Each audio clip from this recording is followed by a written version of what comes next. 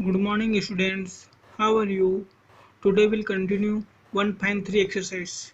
इसके पहले वाले वीडियो में हमने 1.3 एक्सरसाइज का क्वेश्चन नंबर फर्स्ट को सॉल्व किया था. Let's start 1.3 exercise question number second.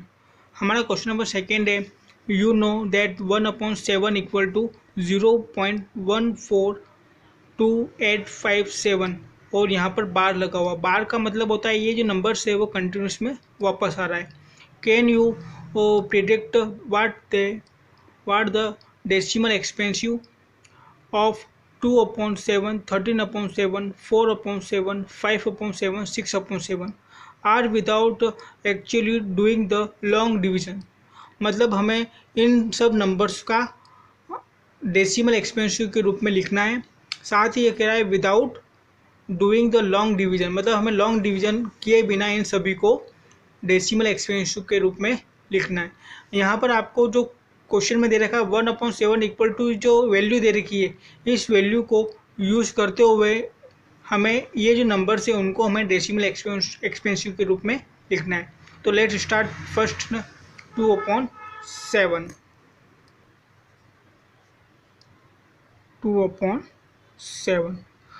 2/7 आपका फर्स्ट नंबर क्वेश्चन है.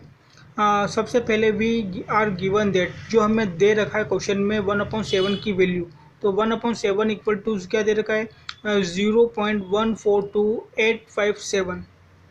ठीक है. अब हम वापस जो अपने को इस 2/7 को क्या लिखना है डेसिमल एक्सपेंसिव के रूप में, तो 2/7 इक्वल टू इस 2/7 को हम 2 इंटू 1/7 के रूप में लिख सकते हैं. मतलब 2/7 को हमने लिख दिया 2 इंटू 1/7, मतलब इस 7 को हमने अलग निकाल लिया. अगर वापस इसका मल्टीप्लाई करते हैं तो अपने पास वापस 2/7 ही बनेगा.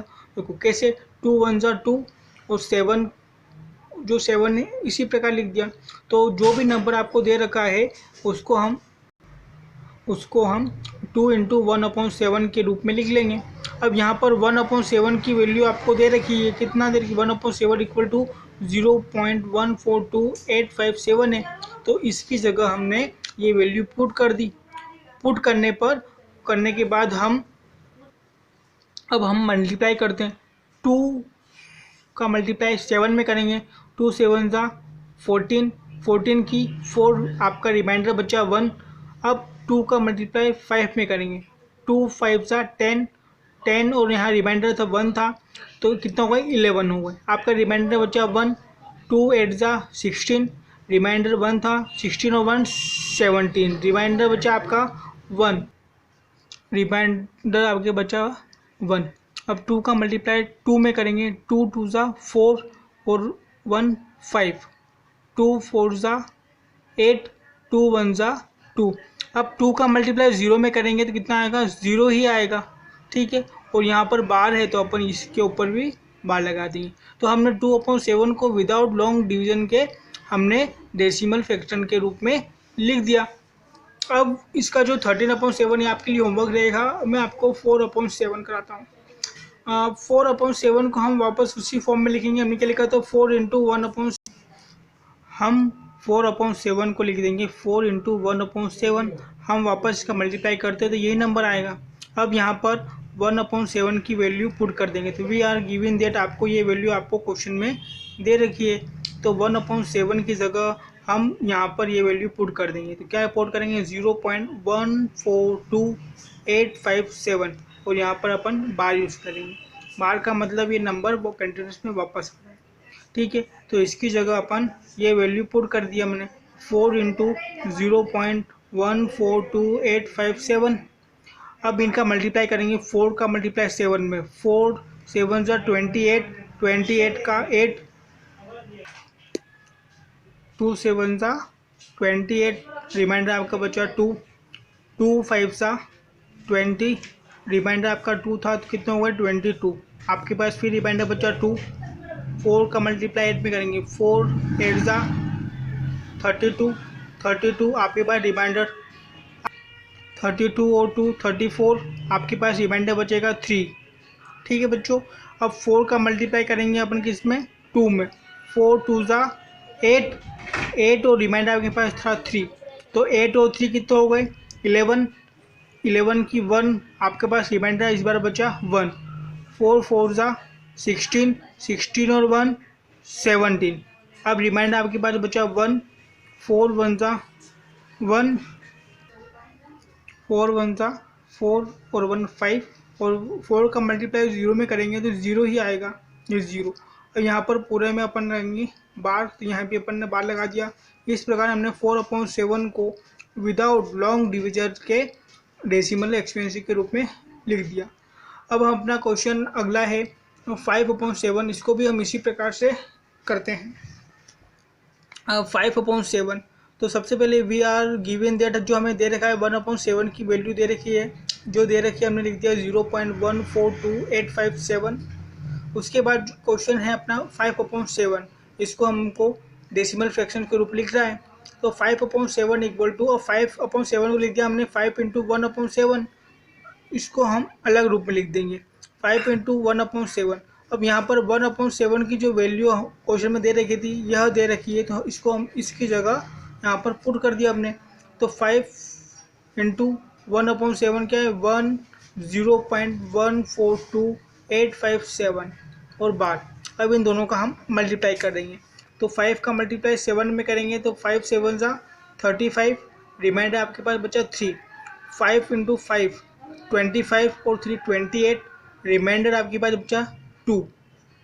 5 का मल्टीप्लाई 8 में करेंगे, 5 का मल्टीप्लाई 8 करने का आएगा 40, 40 और 2 42। इस बार रिमाइंडर आपके पास बचा कितना 4। अब 5 का मल्टीप्लाई 2 में करेंगे तो 5 2 ज़ा 10, 10 और 4 14, 10 और 4 14, आपके पास रिमाइंडर बचा 1। ठीक है, 5 का मल्टीप्लाई अब 4 में करेंगे तो 5 का मल्टीप्लाई 4 में करने पर कितना आएगा 20, 20 और रिमाइंडर आपके पास 1 था तो 21। ठीक है, अब 5 का मल्टीप्लाई 21, अब आपके पास रिमाइंडर कितना बचा, यहाँ पर आपका रिमाइंडर 1 था, तो 5 का मल्टीप्लाई 4 में करेंगे, 5 4 ज़ा 20, रिमाइंडर आपका 1 था तो कितना है 21। आपका पास रिमाइंडर बचा 2। 5 का मल्टीप्लाई 1 में करेंगे तो 5 1 ज़ा 5 और 2 यहाँ आएगा 7, और 5 का मल्टीप्लाई 0 में करेंगे तो 0 ही आएगा, और यहाँ पर पूरे में अपन बार लगा देंगे।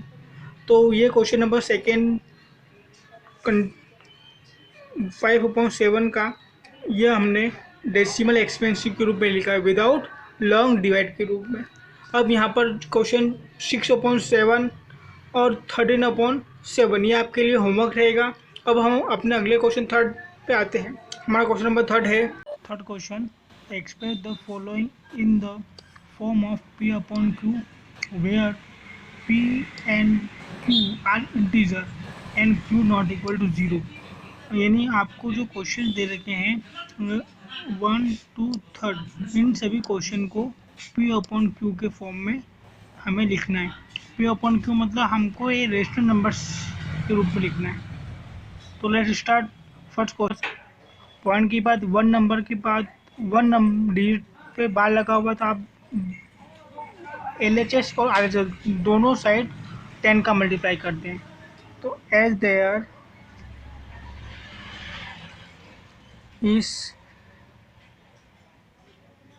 only one repeating digit, कितने रिपीट हो रहा है 1 ही रिपीट हो रहा है डिजिट, तो मल्टीप्लाइंग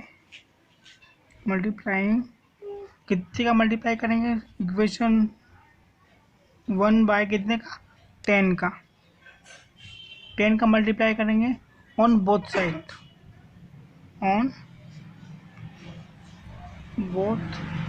साइड्स।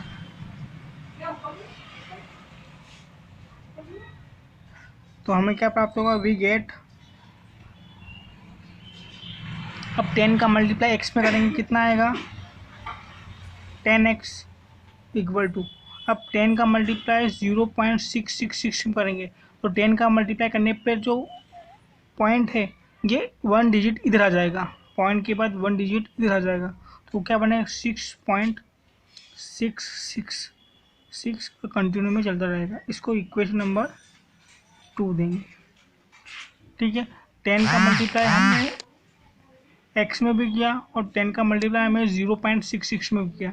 अब किसी में भी पॉइंट का 10 का 10 100 मतलब 2 डिजिट आएगा, 2 0 होते हैं, तो 2 नंबर के बाद अपन पॉइंट लगा के कंटिन्यू चलेगा। अब 10 में 1 0 है तो हम 1 डिजिट के बाद पॉइंट लगा के 666 को कंटिन्यू करेंगे। अब हमारे पास इक्वेशन नंबर फर्स्ट और सेकेंड आ गई। हाँ, इन दोनों को क्या करेंगे, सब्ट्रैक्टिंग करेंगे, मतलब माइनस करेंगे। तो सब्ट्रैक्ट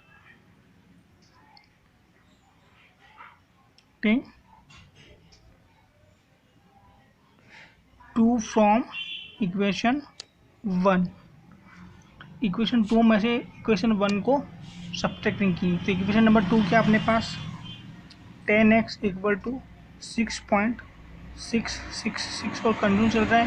तो इक्वेशन 1 के अपने पास x इक्वल टू 0.666 कंटिन्यू। अब दोनों का करेंगे, हम सब्ट्रैक्टिंग करेंगे। 6 में 6 गए तो 0, 6 में 6 गए 0, 6 में 6 गए तो 0, 6 में से 0 जाएंगे तो क्या बचेगा 6 बचेगा। और 10x है, 10x और यहाँ पर 1x है, 10x यहाँ कुछ नहीं, मतलब क्या होता है 1 होगा वो। 10x में से 1x गए तो 9x।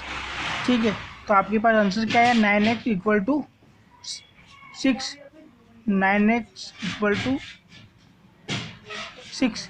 तो x इक्वल टू क्या आया, ये मल्टीप्लाई में है तो किस जाएगा, डिवाइड में जाएगा, 6/9। तो ये p अपॉन क्यू के रूप में बन गया। ये p आपके लिए, ये q आपके लिए। चाहो तो इसको अगर इसको डिवाइड कर सकते हैं अपन। तो देखो दोनों किस नंबर है, 3 से कट जाएगा, 3 का 3 1 जा 3 और 3 2 जा 6 और 3 3 जा 9। तो x इक्वल टू आपके लिए कितना आया 2/3।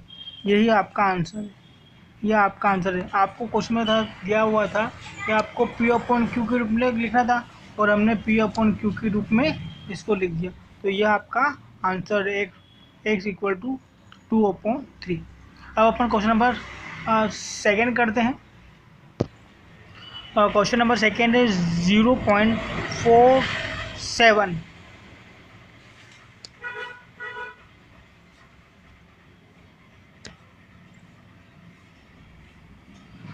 0.47।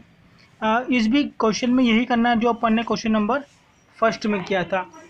यहाँ पर भी आपके देखिए 1 नंबर्स के ऊपर बार है, तो हम किसका मल्टीप्लाई करेंगे, यहाँ पर 1 नंबर के बाद हम 1 नंबर्स के बार ऊपर बार होगा, मतलब 10 का मल्टीप्लाई करेंगे। 2 नंबर्स के बार होगा तो 100 का, और 3 नंबर्स पे बार होगा तो 1000 का मल्टीप्लाई करेंगे। ठीक है, तो यहाँ 1 नंबर्स के ऊपर बार है तो हम कितने करेंगे, इस क्वेश्चन को लिखने के बाद हम इस क्वेश्चन को x के बराबर रख दिया हमने, x के बराबर यानी कि 0x इक्वल टू 0.477 और कंटिन्यू चलता रहेगा इक्वेशन नंबर फर्स्ट। अब इसके फर्स्ट पहले वाले क्वेश्चन में हमने क्या करा था कि अगर 1 डिजिट के बाद बार है तो हम 10 का मल्टीप्लाई करेंगे, 2 डिजिट पे बार है तो 100 का, और 3 डिजिट पे बार है तो 1000 का। तो यहाँ 1 डिजिट पे बार है मतलब 10 का मल्टीप्लाई करेंगे। तो as there is only 1 repeating digit,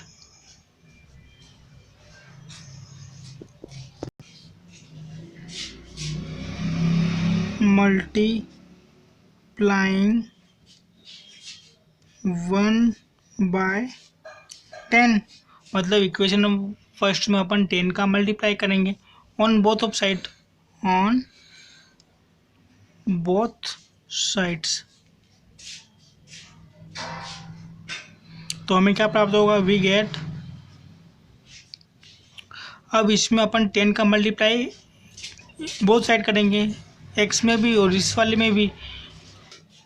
अब हम x में 10 का मल्टीप्लाई करेंगे, कितना आएगा 10x और 0.477 में x का 10 का मल्टीप्लाई करेंगे, तो यहाँ 10 का मल्टीप्लाई करेंगे मतलब 10 में, तो ये जो पॉइंट है वो 4 के इधर आ जाएगा, पॉइंट क्या आ जाएगा, एक डिजिट यहाँ हो जाएगा, तो कितना आएगा 4.777 कंटिन्यूस। इक्वेशन नंबर इसको अपन 2 देंगे, ठीक है। इक्वेशन नंबर 2 आ गई अपने पास। अब अपन क्या करेंगे, इक्वेशन नंबर 2 में से इक्वेशन नंबर फर्स्ट को सब्ट्रैक्टिंग करेंगे।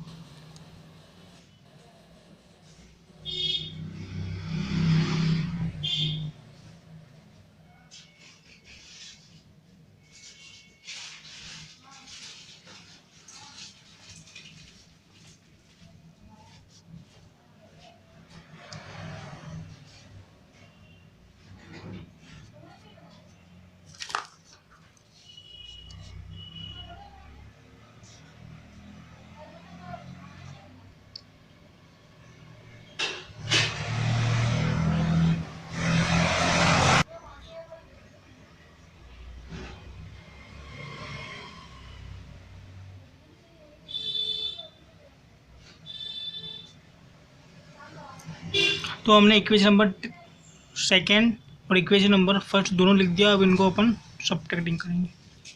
7 में 7 गए तो 0, 7 में 7 गए तो 0, 7 में से 4 गया तो 3, और पॉइंट 4 में से 0 जाएंगे तो 4। अब 10x में से 1x गया तो कितना बचेगा, 9x बचेगा।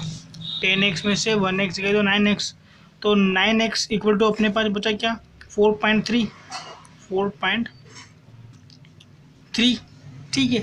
अब तो x इक्वल टू क्या बचेगा अपने 4.3, और ये 9 अपन में चल जाएगा।